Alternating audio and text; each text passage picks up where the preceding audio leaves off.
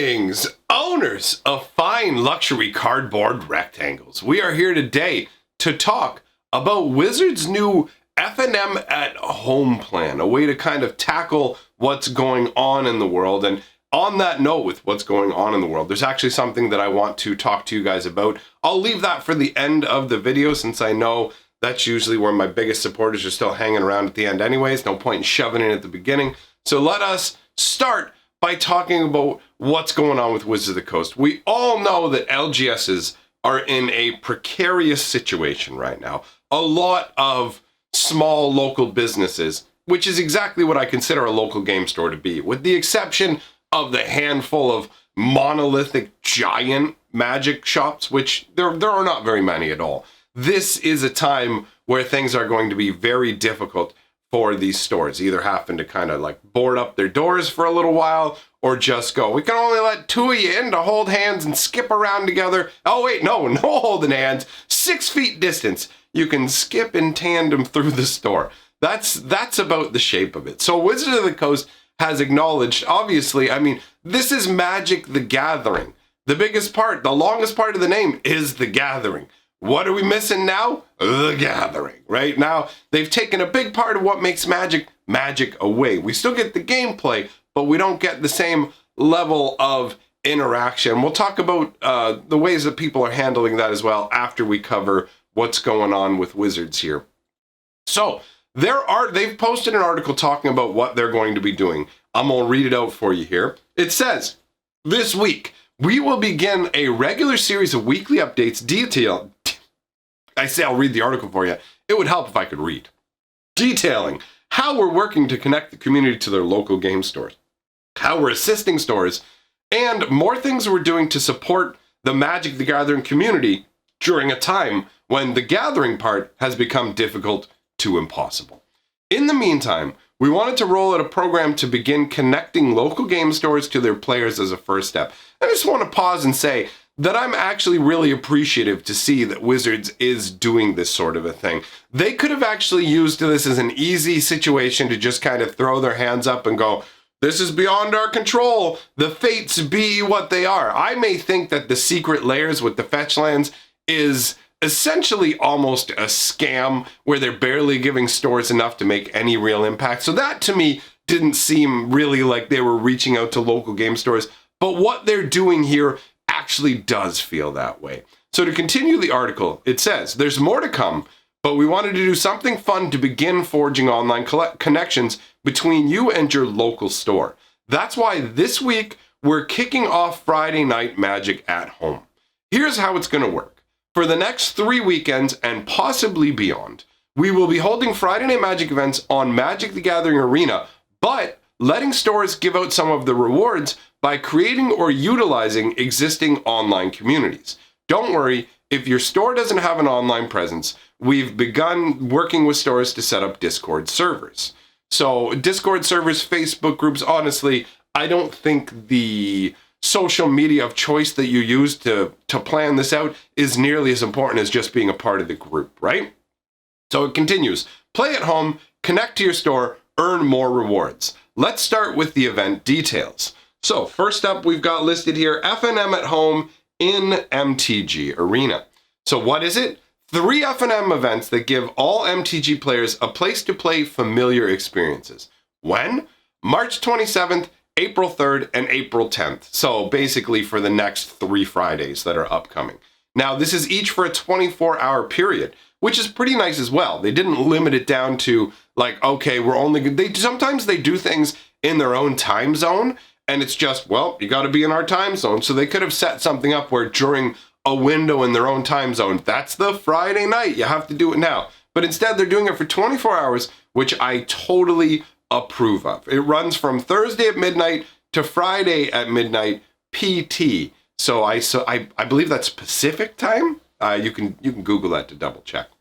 So anyone with an MTG Arena account can get involved. There are no entry fees, which is really nice to see because we've seen some of the events that they've done for Arena where they've taken events that used to be free, where it was like Win Styles and whatever, and they were free events back in the War of the Spark times, and now in these times, they're charging 2,500 gold or like 750 gems to get in on the action, right? So that's, or maybe it's 500 gems. I don't know. Either way, the point is that they charge for those events. They're not charging for these. Now, these are 3 separate events with these 3 separate formats. So we're going to get some variety. We're not going to be stuck with the same thing each week. The first week is the March 27th, and that'll be Challenger decks. So you get to choose between the 4 pre-constructed 2020 Challenger decks and jump in to challenge others. The deck lists for those decks are available online. These are physical decks that they will be actually offering for sale. I believe they come out on the April the 3rd. So roughly a week after this event, if the LGSs are even somewhere you can go to pick up these products at the time, because we'll have to see how things go. We're really touch and go right now. But either way, you get to choose between the 4 pre-constructed decks and jump in to challenge others. So everybody involved in this event will be on equal footing. If you're somebody who's never, and this is important, I think, because if you're somebody who's never played Arena at all versus someone who's been playing for 2 years, your collection is going to look wildly different. As a player who's been playing for a long time, you're going to have a significant advantage. If they just made it a competitive standard event, it would very much skew the situation in favor of people who are already heavily into Magic Arena.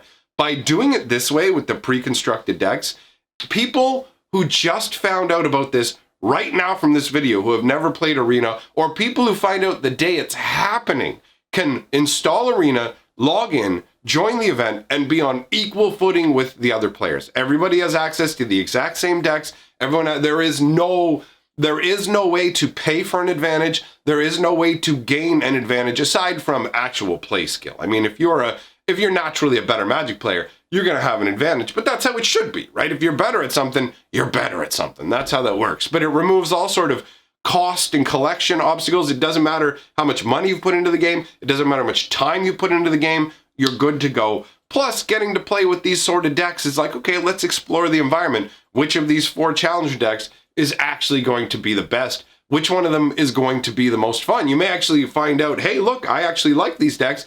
And I think the way they do it is you can copy deck lists. So once the event's over, you could actually just like import a copy of your own, like the Challenger deck list to your decks and be like, boom, I can keep playing this afterwards. Spend whatever wild cards, or if you already have the cards in your collection, and just keep running from it. So I think that this is an excellent way to start out this set of FNMs. Giving everybody equal access is fantastic. That's how it should be. And that's actually what's going to go on with 2 of these events. The third one, not so much, which is unfortunate, but let us cover them in turn. So the second event is the April 3rd. So that would be not the Friday coming up, but the Friday afterwards. And that's called All Access. Now, this is probably going to be the most exciting of the 3 events simply because of what you get with it. This is build a deck with any cards in Standard, whether they're in your collection or not. Play others, build more decks, play again, rinse, repeat. So instead of having a limit of the 4 Challenger decks, everybody has access to all the cards that exist in Standard. If there have been any decks, doesn't matter if it's something from months and months ago based off of War of the Spark or the other Ravnica block sets, like that sort of stuff, or if you want to play with the newness, you get access to it all. Any tweaks you wanted to make to your deck but didn't have the wild cards or didn't want to spend them, guess what? You get 1 full day to try that out. So it's access to everything. And as somebody personally, I haven't finished out my Theros rare set, and when I collect up the sets, I'm only collecting 4 of each rare. In most cases, I don't get 4 of each mythic because it just the way that I build my collection by using drafts and then using the rewards from those drafts to build out and build upwards, it doesn't result in getting 4 of every mythic. So the only people who have access to all of the cards generally are the people who are putting money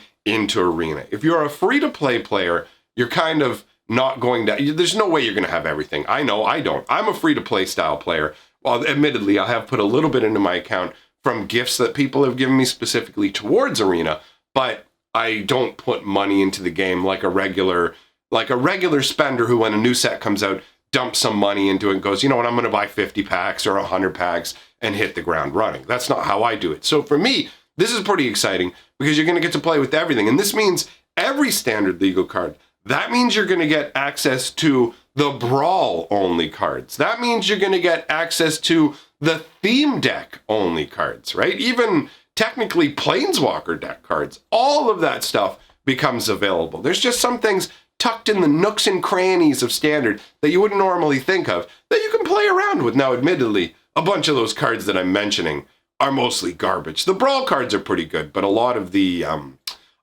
theme deck rares are kind of jankalicious. But I'll tell you right now, I'm gonna give that Iron Scale Hydra a roll because, dude, you can't damage it. That card seems pretty cool. I'm close to spending some wild cards on it, but since I've never played with them, I don't know how to feel about them. This will give me the opportunity to do so. I don't know if this is like, if we're going to be able to play with all of the cards in Standard, just like you have to join the All Access event, or if you'll be able to use them in other aspects too, like if you just want to play in Unranked or wherever else. Like, do you get, there's no details on whether it's specifically keyed to the event or we get more access. But either way, I'll just build a big green tower and play in the event. What do I care? So for me, this is the most exciting. I rank them in order of All Access, followed by Challenger decks, and then followed by this third one we're going to talk about here, which is April 10th's event, and that's Historic Brawl. This is build a 60-card Brawl deck with your Standard and Historic cards and battle. And I gotta say, after seeing the other two where they give us access to everything, this is a bit of a letdown. If you don't have a big collection, what are you gonna do? If you don't have older Historic stuff, what are you gonna do? This is the one where if the haves and have-nots will be made apparent, right? It feels like anathema to the other two events. The other two events are, here you go, everyone's on equal footing. Did you set up your account today? Awesome, let's play. If you set up an account and just play on April 10th, like if you didn't find out about these events and you just join Arena on April 10th, you're going to be left out of this. There's absolutely no way to compete. So that to me, and the fact that it's Historic Brawl is, you got to force people into playing the Brawl format too. I mean, it's cool in a way, but some people are going to be like, yeah, but that's only because Wizards has kept Historic Brawl away from players. So the fact that they've deprived you of something doesn't really feel like a good way to be like, oh, they've kept it from us for so long that it's like they blocked out the sun, but once a week they let us squaddle out into the sun. Oh, the light, my eyes. Like, that's kind of how it makes me feel. So the thing is, overall, this is a positive event, especially since two of them are equal opportunity for everybody with no real drawbacks whatsoever. So that's 60-something%. It's technically a passing grade, so we'll let that go. The article continues. The goal with these formats is to provide fun ways to play in a Friday Night Magic-like environment, whether you're downloading Arena for the first time or you've been playing since the open beta. That seems a little disingenuous when you say whether you're downloading Arena for the first time when the third event is going to suck for anybody who's just downloaded Arena. Honestly, it feels like that they should add a rider onto that. If you've created your account within the last week, you get access to everything in Standard. Just something to help onboard people who like just fill out people's collections. Why can't we do the same thing where we have all access Historic Brawl?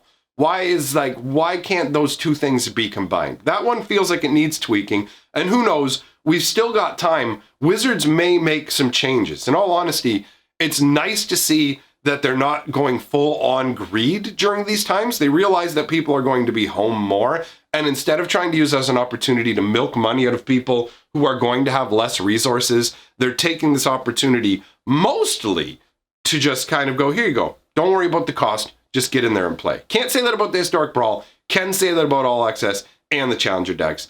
But I don't think it's fair to make a statement saying we want to make this fun. We want to provide fun ways to play, whether you're downloading it for the first time or not. It doesn't ring true with the last event. But whatever. I'm gonna move on. It says, but to fully experience these events, you need to connect online with your local game store. I'm sure you're wondering. You're like, okay, you've been going on so much. Where do the local game stores tie in with this? Well, there are special rewards keyed to your local game store. So under the category, how to get a reward code from your store.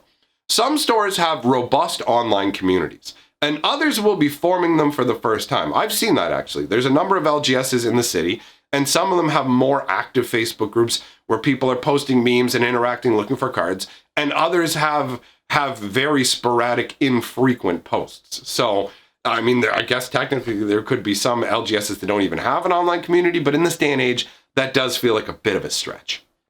So Some stores have robust online communities. Others will be forming them for the first time. If you're already part of such a community, great. Check with them and get connected. If you aren't part of a local game store's online community, or if they don't have one set up, there are a couple ways you can get connected. One is to simply reach out to your store and ask.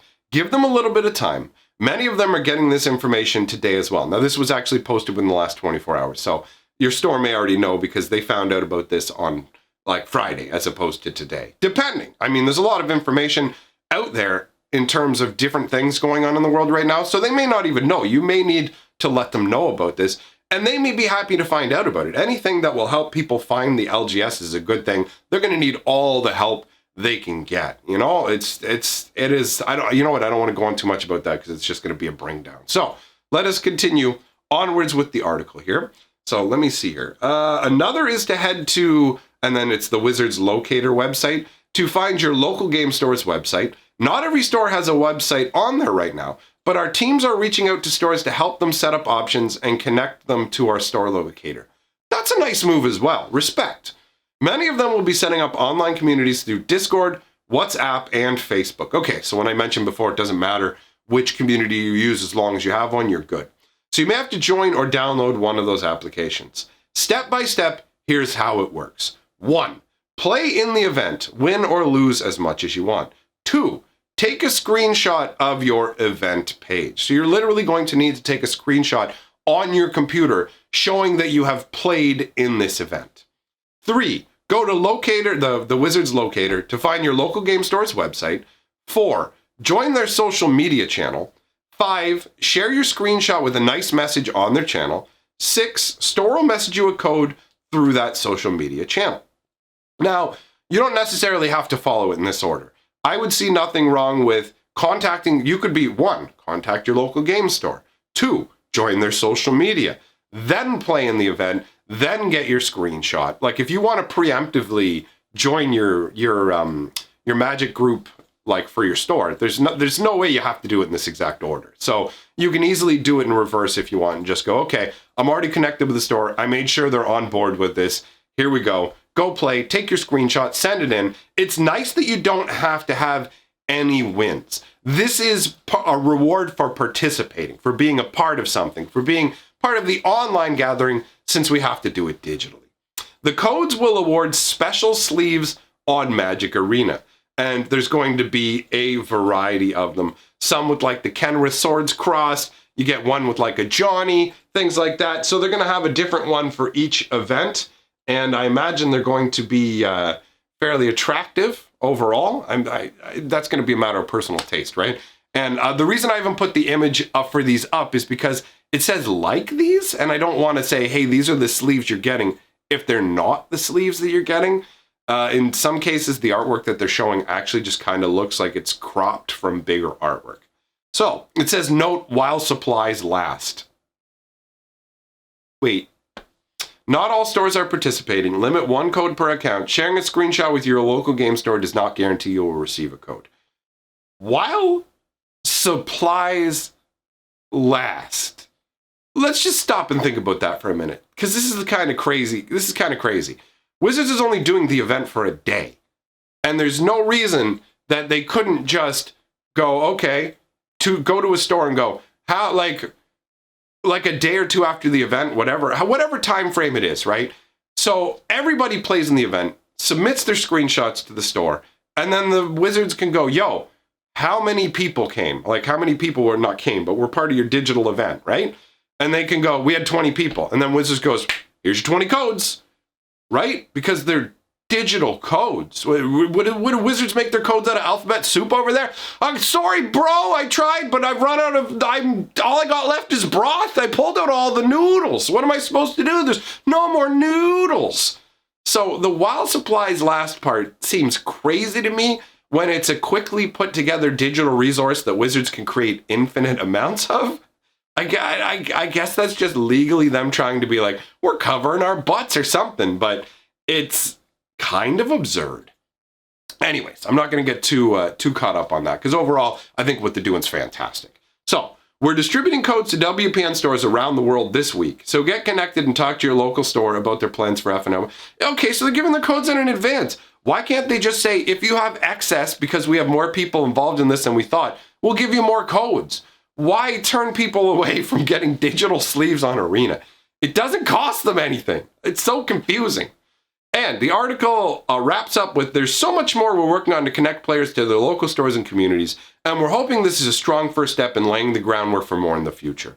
Local stores, like so many other small businesses, are going to need our help during this time. Support them however you can, but also make sure you're taking care of yourself by staying connected with friends and local communities. That's a nice little blurb to put at the end. You know, they get an actual genuine little bit of applause from me.